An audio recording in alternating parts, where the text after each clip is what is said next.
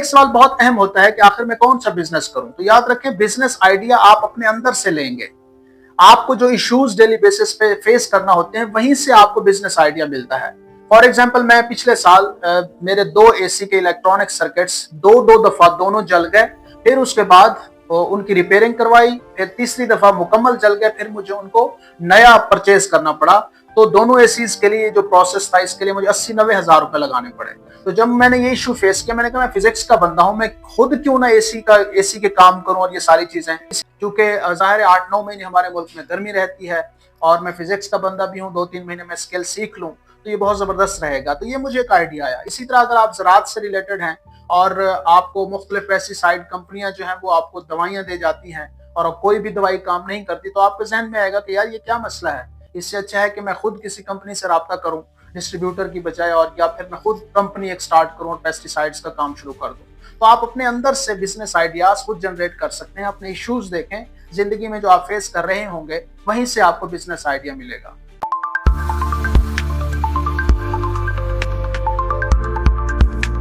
अस्सलाम वालेकुम, मैं डॉक्टर नवीद हूँ। गुज़िश्ता व्लॉग में हमने गुफ्तगू की थी कि आप FPSC PPSC के जरिए मुख्तलिफ जॉब्स ले सकते हैं, मुख्तलिफ डिपार्टमेंट्स में जा सकते हैं। और मैंने कहा था कि मैं करियर काउंसलिंग सेशन लेता होता हूँ, आप मुझे कॉल करें, मैं आपकी 15-20 मिनट गुफ्तगू सुनूंगा, आपकी पर्सनैलिटी चेक करूंगा, उसके बाद मैं आपको बताऊंगा कि आप FPSC PPSC किस एग्जाम के लिए आप तैयारी करें और 6 से 8 महीने आप फोकस करें, इंशाल्लाह आप जरूर कामयाब होंगे। लेकिन अगर आप FPSC PPSC या किसी भी किस्म की जॉब की तरफ नहीं जाना चाहते, आपका फैमिली बैकग्राउंड बिजनेस से रिलेटेड है या आपका माइंड भी बिजनेस की तरफ टिल्टेड है, तो ये बहुत अच्छी बात है। जॉब से कहीं बेहतर होता है अपना बिजनेस करना।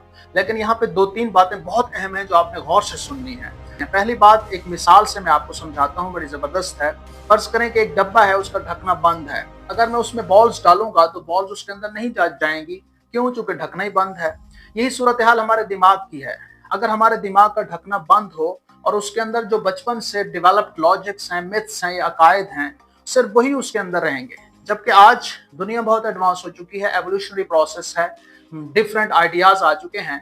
तो हमें अपने दिमाग का ढकना खोलना होगा ताकि नई चीजें हमारे दिमाग में आए और हम उनको फॉलो करके तरक्की कर सके। अगर आप पुरानी रट पे रहे, पुरानी हट धर्मी पे रहे कि मैंने जो पहले से सीखा वो उसी पे चलूंगा, तो फिर आप तरक्की नहीं कर सकेंगे। सबसे पहली जो इंपॉर्टेंट चीज है कि अपने दिमाग का ढकना खोल के रखना है हमने, ताकि नई चीजें आए। बेशक उसमें कुछ चीजें टॉक्सिक भी हो सकती हैं, कुछ नेगेटिव भी हो सकती हैं, वो आप रिमूव आउट कर दें जब चाहें, लेकिन चीजों को आने दें अपने जहन के अंदर, तभी आप किसी डायरेक्शन की तरफ जा सकते हैं।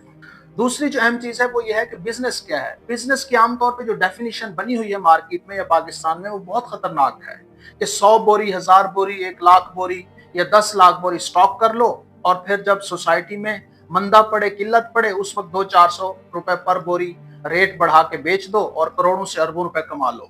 ये हमारे जितने भी बड़े शहर हैं उनमें जो chamber of commerce, chamber of industries के जितने भी मालिक हैं, इंतहाई माजत के साथ जितने भी बड़े गुरखे हैं, जो बिजनेसमैन हैं, खुद को बिजनेसमैन कहलवाते हैं, तो सब यही कर रहे हैं। यकीन मानिए ये बिजनेस नहीं है, ये एक माफिया है जो कि राज किए हुए है इस सोसाइटी के ऊपर। किसी भी मजहब या किसी भी कानून में इस चीज की कतई इजाजत नहीं है और ये जुल्म है और इसका बदला अल्लाह ताला ने लेना है। ये ज़ख़ीरा अंदोजी है।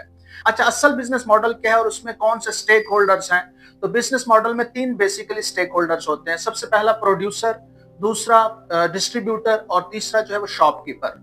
प्रोड्यूसर कौन होता है? जो इंडस्ट्री लगाता है, जो चीजें प्रोड्यूस करता है, बनाता है और फिर वो डिस्ट्रीब्यूटर को बेच देता है थोड़ा सा प्रॉफिट लेके। फिर डिस्ट्रीब्यूटर जो है वो शॉपकीपर्स वालों को देता है और थोड़ा सा प्रॉफिट रख लेता है, और शॉपकीपर वाला जो है वो अवामुन्नास को बेचता है और थोड़ा सा प्रॉफिट रख लेता है। तो ये एक सिलसिला है जो हर मजहब में काबिल कबूल है। बहुत ज्यादा प्रॉफिट लेना नुकसान है और ये किसी भी मजहब में काबिल कबूल भी नहीं है। अब इन तीनों स्टेक होल्डर में से सबसे बेहतरीन चीज है वो ये है कि आप प्रोड्यूसर हो, आप इंडस्ट्री लगाएं, छोटी या बड़ी इंडस्ट्री लगाएं, आप अपना बिजनेस सेटअप दें ताकि आप मुल्क को भी चीजें दे सकें और आप एक्सपोर्ट भी कर सकें। आप दुनिया को देखें, दुनिया क्यों कामयाब है।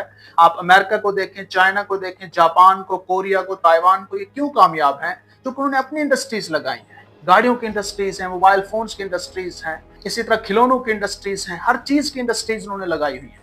तो वो दुनिया को एक्सपोर्ट करते हैं, जिसकी वजह से उनके जो GDP है, उनके जो डॉलर के रिजर्व्स हैं वो बढ़ते हैं। तो सबसे बेहतरीन चीज ये है कि आप प्रोड्यूसर हो। आप बड़े प्रोड्यूसर नहीं बन सकते तो आप छोटे प्रोड्यूसर हो। आप छोटी सी इंडस्ट्री लगाएं, घर में छोटा मोटा कारोबार कर लें।